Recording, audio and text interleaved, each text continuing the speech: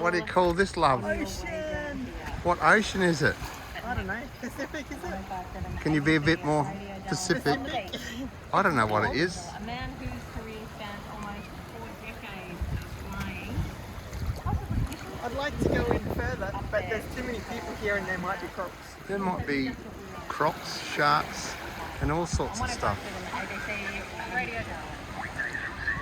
Exercise pitch plaque has returned to the Northern Territory. Its organisers say this year will be the biggest in the exercise's 43-year history. Air Commodore Peter Robertson is the officer conducting the exercise.